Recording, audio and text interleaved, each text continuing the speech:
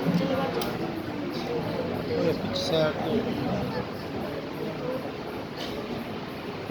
لله رب العالمين والصلاة والسلام على سيد الأنبياء والمرسلين وعلى آله وأصحابه أجمعين.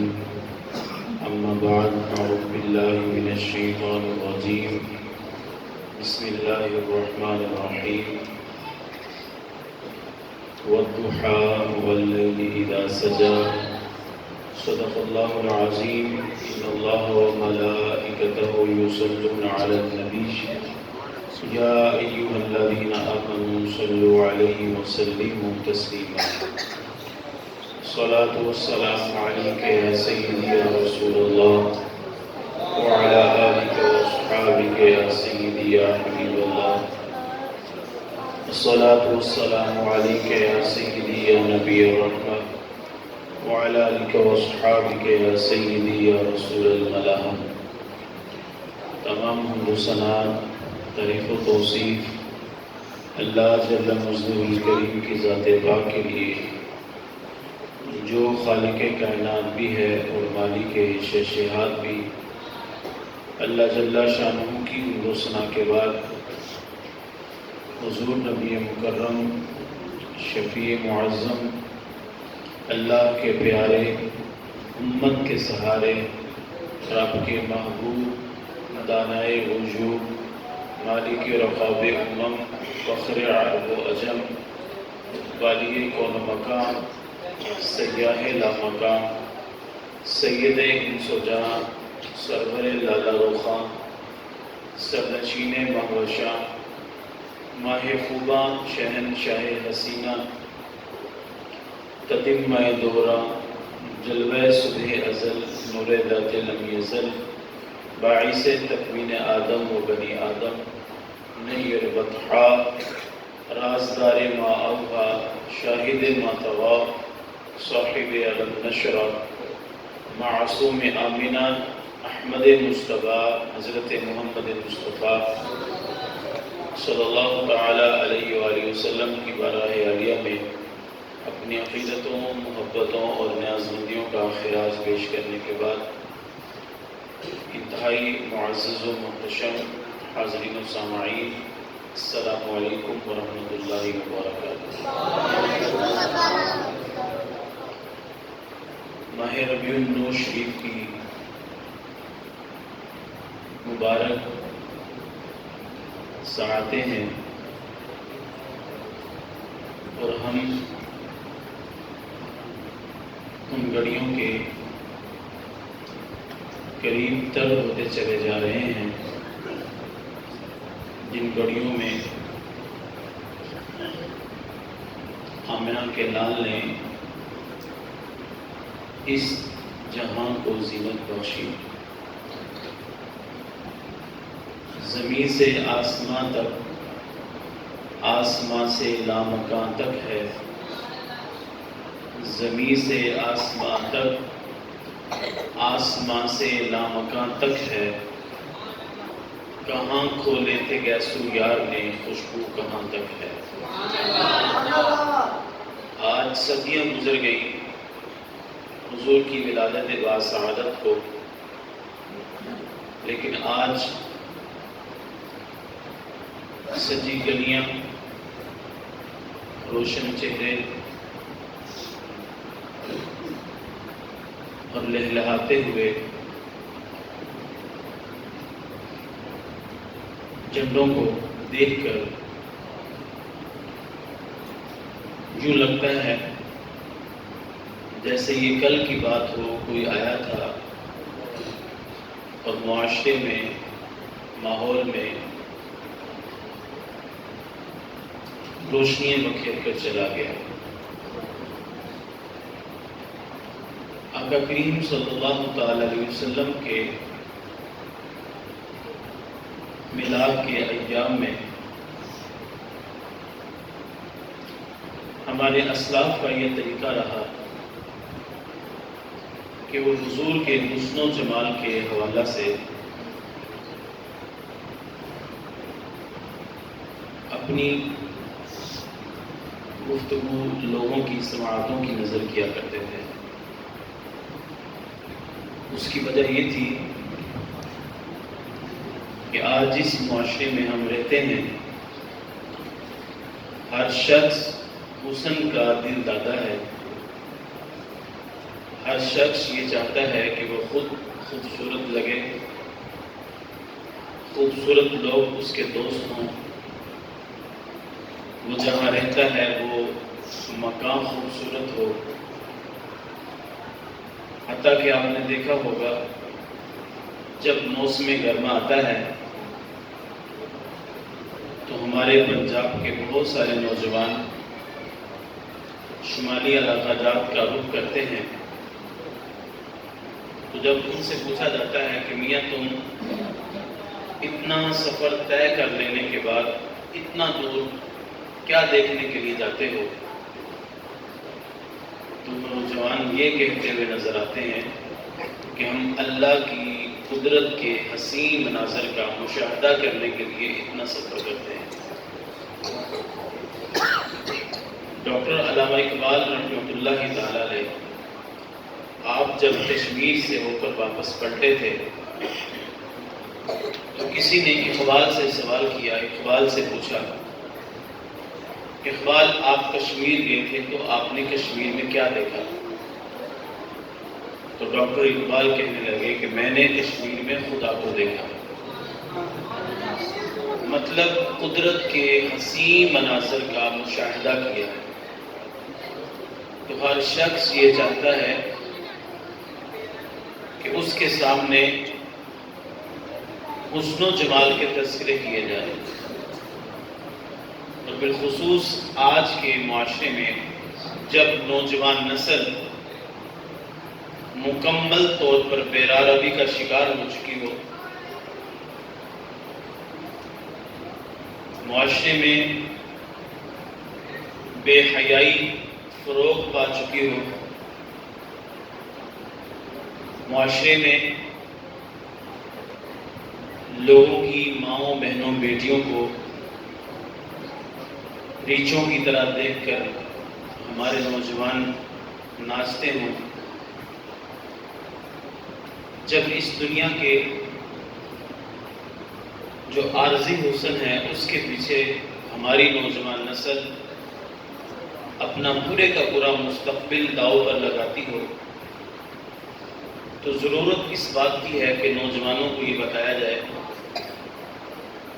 بیٹا جس حسن کے پیچھے تم بھاگتے ہو یا جس حسن کے پیچھے چل کر تم اپنی جوانی کے قیمتی ایام ضائع کر بیٹھتے ہو، وہ حسن تو عارضی ہے، ختم ہونے والا ہے۔ ہاں، اگر تم نے حسن و جمال کے ہی دل دادا ہونا ہے تو آؤ نا محمد عربی کی چوکھٹ پر، کہ جس محمد کا حسن و جمال ایسا ہے کہ جب تم محمد کے حسن و جمال کے تذکرے سنو گے تو ہمیشہ ہمیشہ کے لیے اپنا دل اس دل ربا کو دے بیٹھو گے۔ اس لیے ہمارے علماء کا یہ طریقہ رہا کہ وہ ربیع النور کے ایام میں بالخصوص حضور کے حسن و جمال پر تذکرہ جو ہے وہ لوگوں کو سنایا کرتے تھے۔ اب حضور کا حسن و جمال کیسا تھا؟ صحابی کا نام ہے حضرت سیدنا ابو ہریرہ رضی اللہ تعالیٰ عنہ۔ وہ حضور کا حسن و جمال بیان کرتے ہوئے لکھتے ہیں، کالقمر لیلۃ البدر لم ارى قبلہ ولا بعدہ مثلہ۔ کیا پوچھتے ہو حضور کے بارے میں؟ 14ویں رات کا چمکتا ہوا چاند تھے۔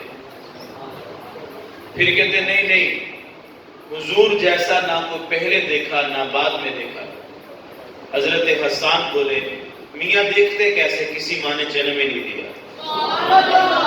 خدا نے اور سچائی پن چھڑیا جہدے وچ محمد نوں ڈالیا سی۔ خدا نے حسینہ جمیلہ دا منہ موڑ دیتا، محمد بنا کے قلم توڑ دیتا۔ اتنا خوبصورت بنایا، اتنا خوبصورت بنایا کہ حسینوں میں حسین ایسے کہ محبوب خدا ٹھہرے، اور جس کا حسن اللہ کو بھی بھا گیا ایسے پیارے سے محبت کیجیے۔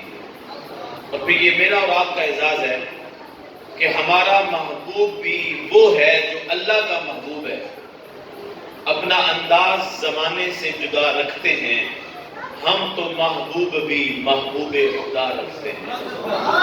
کتنے خوبصورت ہے ہمارے نبی کریم صلی اللہ علیہ وسلم۔ اچھا یار، صحابی کا نام ہے حضرت جابر بن سمورہ رضی اللہ تعالیٰ عنہ۔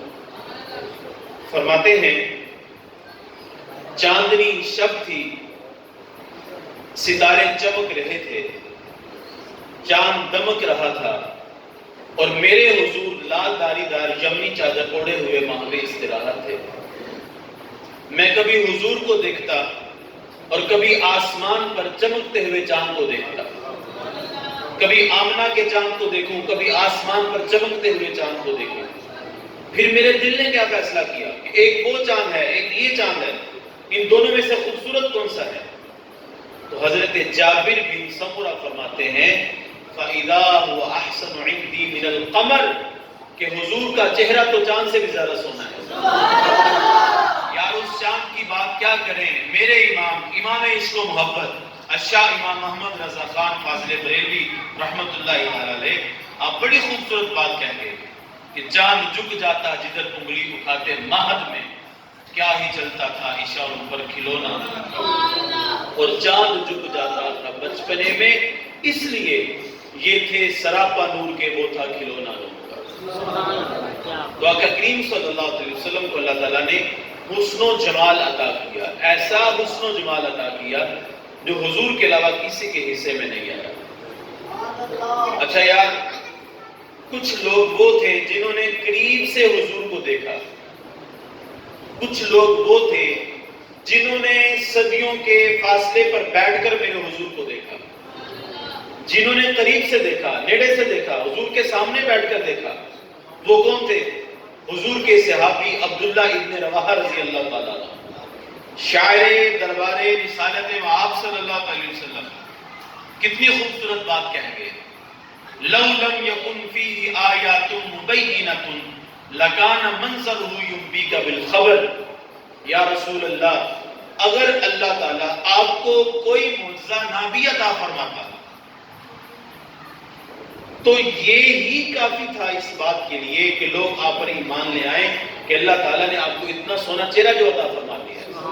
یہ کس نے کہا؟ جس نے قریب سے دیکھا، جس نے نیڑے سے دیکھا، اور جس نے 14 صدیوں کے گزر جانے کے بعد گولڑے کی سرزمین پر بیٹھ کر دیکھا، وہ تھے پیر مہر ارشاد گولڑی رحمت اللہ تعالیٰ۔ قلم اٹھایا، لکھ دیا، مکھ چند بدر شاہ شانی، متھے چمک دی لاٹ نورانی ہے، کالی زلف تے اکھ مستانی ہے، مخمور اکھی ہن مد بلیاں، سبحان اللہ ما اجمل کا ما اکمل کا ما آسان کا۔ یار جس نے نیڑے سے دیکھا، قریب سے دیکھا، وہ تھے حضور کے صحابی محمد بن مسلمہ رضی اللہ تعالیٰ عنہ۔ کہا خبردار، آنکھیں نکال دوں گا اگر میرے رسول کی جانب کسی نے آنکھ بھی اٹھا کر دیکھا۔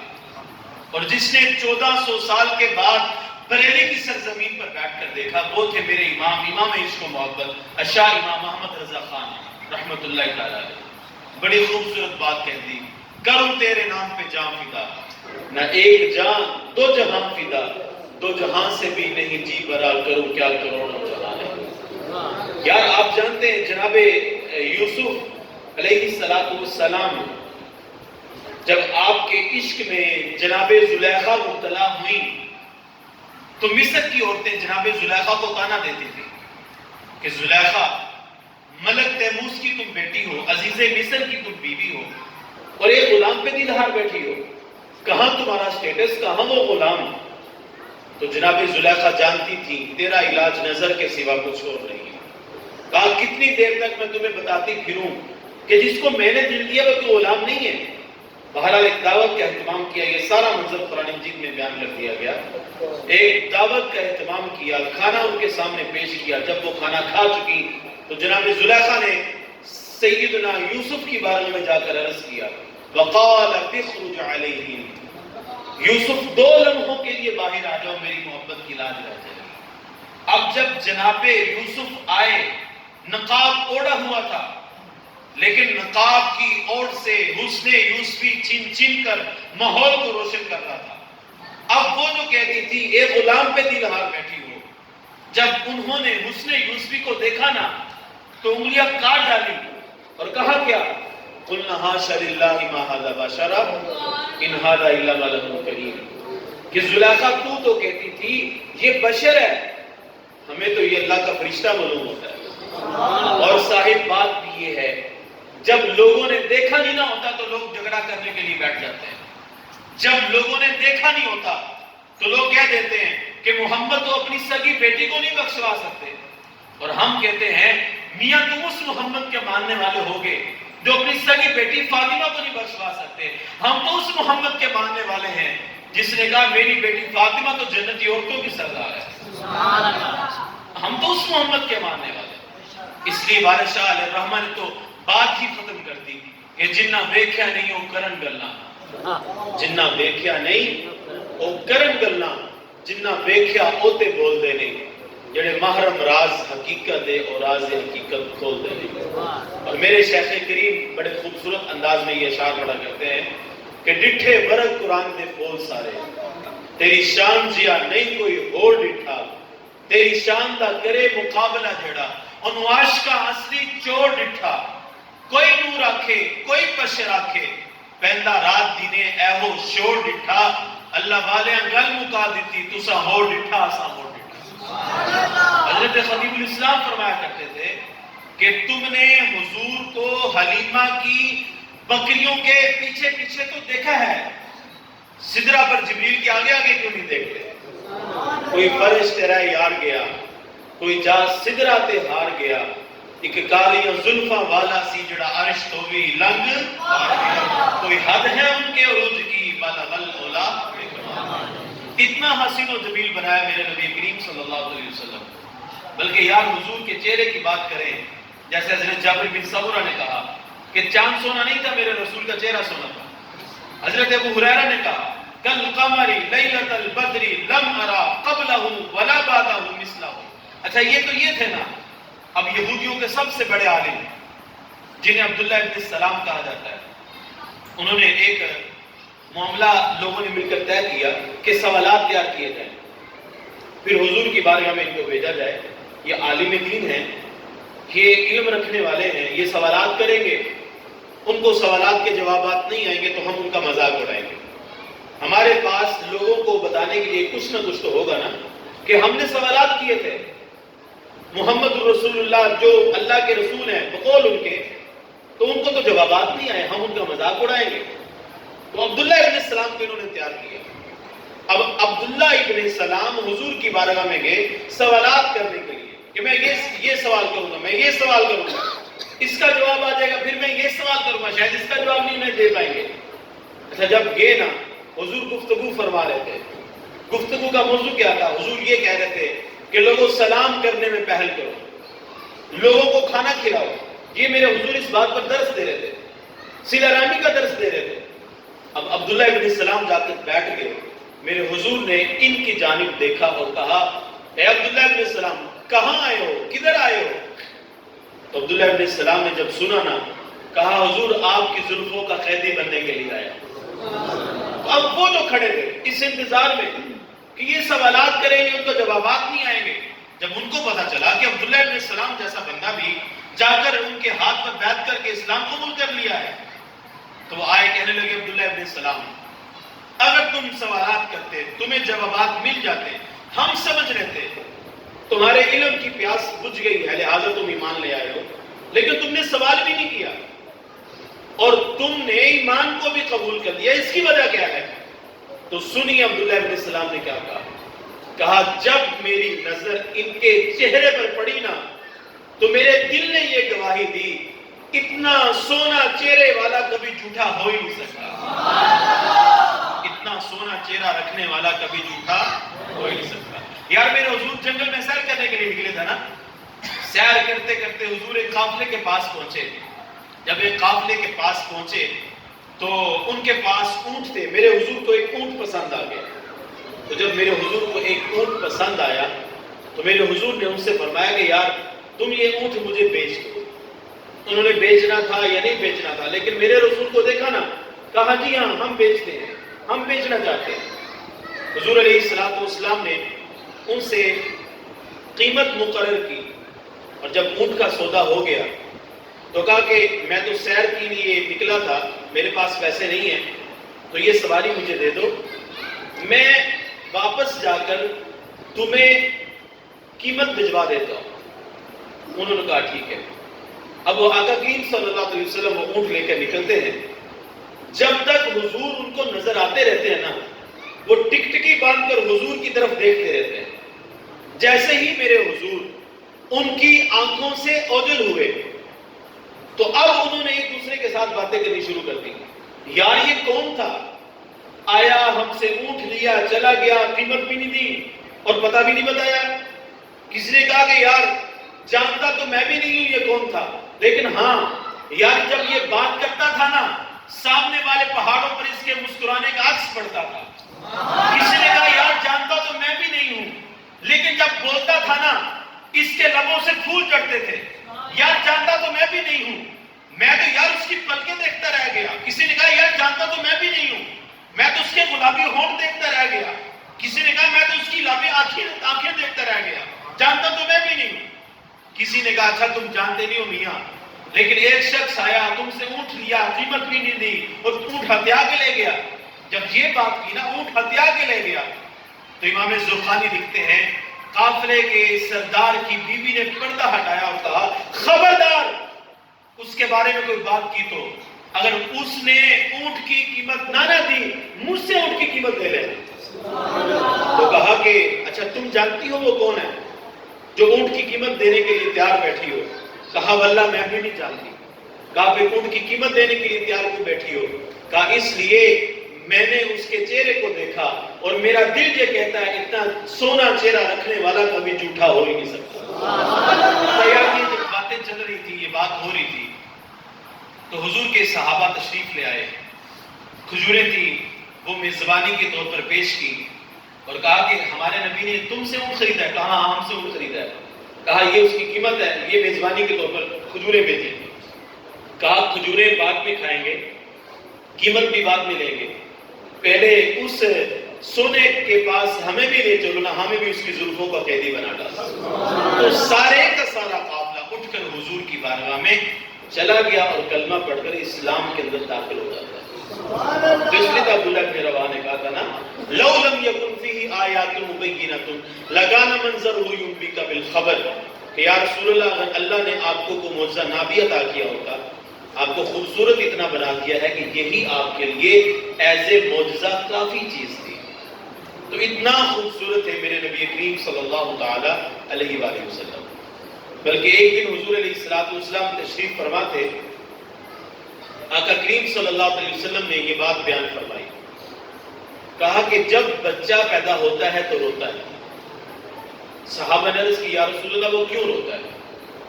میرے حضور نے فرمایا کہ وہ اس لیے روتا ہے کہ اس کے ساتھ ایک ہمزاد پیدا کیا جاتا ہے جو اس کی پسلیوں کو چھیڑتا ہے، اس لیے بچہ روتا ہے۔ تو صحابہ نے کہا یا رسول اللہ جب آپ پیدا کیے گئے تھے کیا آپ کے ساتھ بھی ہمزاد پیدا کیا گیا تھا؟ فرمایا ہاں میرے ساتھ بھی ہمزاد پیدا کیا گیا۔ کہا یا رسول اللہ کیا اس نے بھی آپ کی پسلیوں کو چھیڑا تھا؟ تو سنیے میرے رسول نے کیا فرمایا، کہا صحابہ اس نے میری پسلیوں کو کیا چھیڑنا تھا؟ فلما رآنی اسلم، جب اس کی نظر میرے چہرے پر پڑی نا اس کی زبان پر کلمہ جاری ہو گیا۔ دیکھنے والے کہا کرتے ہیں اللہ اللہ، دیکھنے والے کہا کرتے ہیں اللہ اللہ، یاد آتا ہے خدا دیکھ کے صورت تیری۔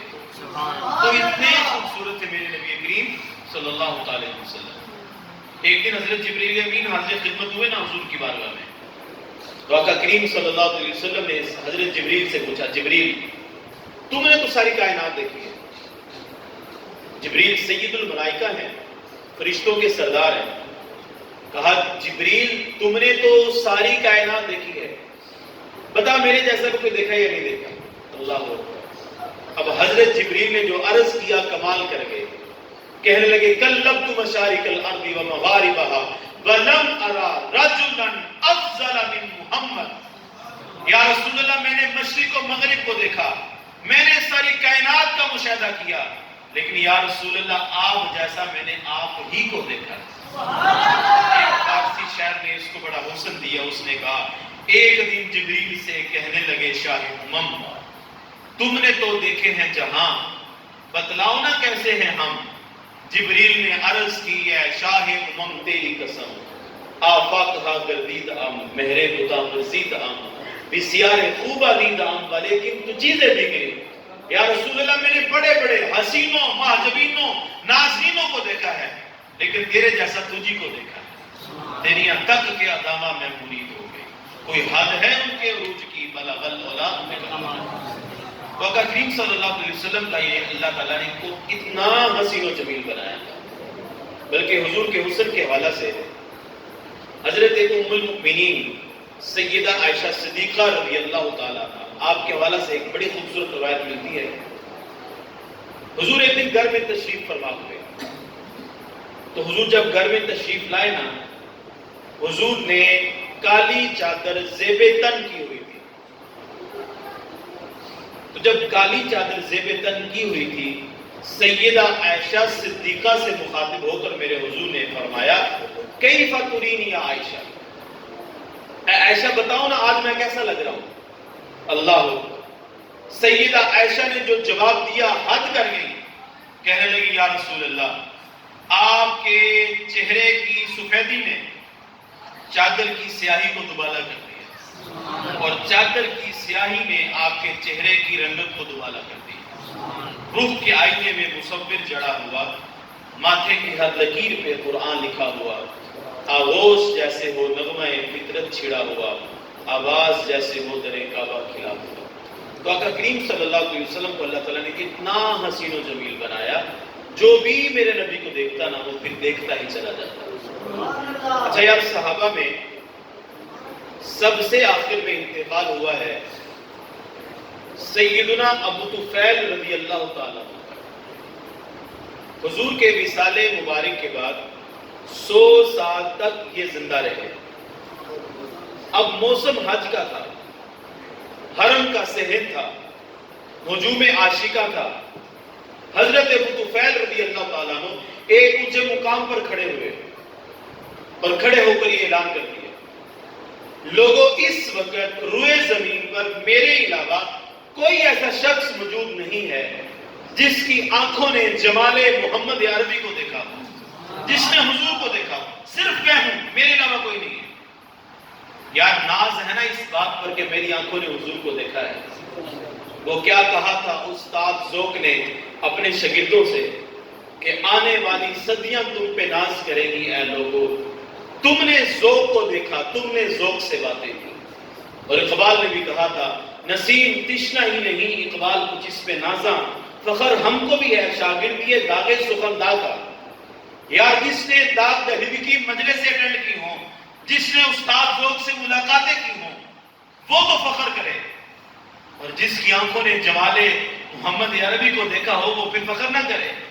اب موسم حج کا تھا، حرم کا صحن تھا، ہجوم عاشقہ تھا. حضرت ابو طفیل رضی اللہ تعالیٰ عنہ ایک اونچے مقام پر کھڑے ہو کر اعلان کیا کرتے ہیں میرے علاوہ کوئی اس وقت روئے زمین پر شخص نہیں ہے جس کی آنکھوں نے حضور کو دیکھا. اچھا یار یہ بات کہنا تھی، لوگ ارد گرد جمع ہو گئے، چمکٹا باندھ لیا. اب موسم حج کا تھا. آپ کے ذہن میں آئے گا کہ انہوں نے سوال کیا ہوگا کہ اچھا یار حج کا موسم ہے، ویسے بھی موسم حج کا ہو لوگ مسائل پوچھتے ہوئے نظر آتے ہیں، اور اگر پتہ چل جائے کسی بلڈنگ میں عالم دین رہتے ہیں تو وہاں کا رخ کرتے ہوئے لوگ نظر آتے ہیں.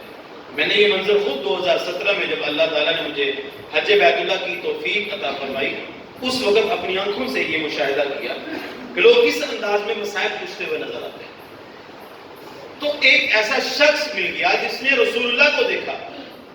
چاہیے تھا نا کہ وہ سوالات کرتے اچھا یار تم مل گئے ہو، تم نے تو رسول اللہ کو دیکھا ہے، بتاؤ نا میرے حضور نے حجر اسود کے بوسے کہاں ہونٹ پر کر لیے تھے. پوچھنا چاہیے تھا نا کہ یار بتاؤ نا یہ مقام ابراہیم تمہارے سامنے ہے، بتاؤ نا حضور نے نفل کہاں ادا کیے ہیں؟ یار بتاؤ نا صفا مروہ کی سعی کا انداز محبوب کا کیسا تھا؟ مزدلفہ میں رات کیسے بسر کی تھی؟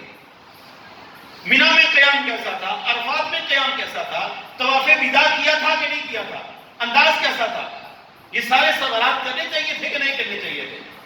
لیکن یار جب ہم مطالعہ کرتے ہیں روایات کا تو ہمیں یہ چیز نظر آتی ہے کسی نے بھی حج کے بارے میں سوال ہی نہیں کیا.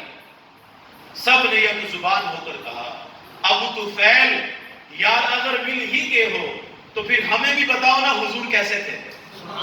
تمہاری آنکھوں نے تو آمنہ کے لال کا مکھڑا دیکھا ہے, ہم نے نہیں دیکھا, تو ہمیں بتاؤ نا صاحب وہ کیسے دکھتے تھے, ان کی آنکھیں کیسی تھی, رخ زیبا کیسا تھا, ان کے بازو کیسے تھے, پاؤں مبارک کیسے تھے, ساری چیزیں ہمیں بھی بتاؤ نا. جب سونا بولتا تھا تو گفتار سے پھول گرتے تھے, کیسے گرتے تھے, انداز کیا تھا, چال چلن کیسی تھی, یہ پوچھنا چاہیے تھا نا. اچھا اب جب یہ پوچھ لیا انہوں نے کہ بتاؤ نا پھر تم نے تو رسول اللہ کو دیکھا ہے, ہمیں بھی بتاؤ نا حضور کیسے تھے, تو 3 لفظوں میں حضور کا حلیہ بیان کر دیا جناب ابو طفیل رضی اللہ تعالیٰ. وہ بڑے سادہ سے الفاظ ہیں, میرے کریم آقا صلی اللہ علیہ وسلم کا حلیہ کس انداز میں بیان کرتے ہیں. فرماتے ہیں کہ اب یدا ملیحن مقصدا. ایک تو کہا کہ حضور کا رنگ بڑا ہی چٹا تھا, حضور کا رنگ بڑا گورا تھا. ازہر اللون کے الفاظ احادیث میں آتے ہیں کہ حضور کا رنگ بڑا ہی گورا تھا. اللہ اکبر. بلکہ یار یہ جو دادا ہوتا ہے نا اپنے پوترے سے بڑا پیار کرتا ہے, اور حضور کے دادا جان جناب سیدنا عبد المطلب رضی اللہ تعالیٰ عنہ حضور سے بڑا پیار کیا کرتے تھے. اور انہوں نے عرفی حضور کا ایک نام رکھا ہوا تھا. جب ہم اپنے جیسے ہم اپنے بچوں کا عرفی نام رکھ لیتے ہیں پیار کی وجہ سے, محبت کی وجہ سے, اب حضور کا نام جب بلانا ہوتا نا سیدنا عبد المطلب حضور کو بلاتے, نہ ہی احمد کہہ کے بلاتے, نہ ہی محمد کہہ کے بلاتے, بلکہ جب بھی بلانا ہوتا تو کہتے یا ابید, او گورے رنگ والے میری بات سن. تو حضور اپنے دادا کی بات سننے کے لیے آ جایا کرتے تھے. تو اب یادا حضور کا رنگ بڑا گورا تھا, حضور کا رنگ بڑا چٹا تھا. ملیحن, حضور کے حسن میں ملاحت تھی. حضرت شاہ عبد الرحیم محدث دہلوی رحمۃ اللہ تعالیٰ علیہ خواب میں ان کو حضور کی زیارت نصیب ہوئی. دعا کریں اللہ ہمیں بھی آج کی رات حضور کی زیارت نصیب فرمائے. خواب میں حضور کی زیارت نصیب ہوئی تو عرض کیا یا رسول اللہ آپ کا اپنا ہی فرمان ہے, انا املح و اخی یوسف اسفر, میں نمکین حسن والا ہوں, میرا بھائی یوسف میٹھے حسن والا ہے. وہاں تو زنان مصر نے حسن یوسفی کو دیکھا, انگلیاں کاٹ ڈالیں, اور آپ کو دیکھ کر کوئی ایسا واقعہ رونما کیوں نہیں ہوا. اچھا یہاں میں رک کر ایک بات کہنا چاہوں گا, بڑی خوبصورت بات. وہاں عورتیں تھیں مصر کی, حسن یوسفی کو پردے کی اوٹ سے دیکھا تھا, مکمل دیکھا بھی نہیں تھا, انگلیاں کاٹ ڈالی. یار انہوں نے حسن یوسفی کو دیکھا تو انگلیاں کاٹ ڈالی. یہاں تو غازی علم الدین شہید نے حسن محمد کو دیکھا بھی نہیں تھا, سر کٹوایا بھی نہیں کٹوایا. ممتاز حسین قادری نے سر کٹوایا بھی نہیں کٹوایا. غازی عبد القیوم شہید نے سر کٹوایا بھی نہیں کٹوایا. غازی مرید حسین شہید نے سر کٹوایا بھی نہیں کٹوایا. یار یہاں بن دیکھے سر بھی کٹوا لیا, اور پھر کہتے کیا ہیں, حق تو یہ ہے کہ حق ادا نہ ہو, حق تو یہ ہے کہ حق ادا نہ ہو. اللہ اکبر.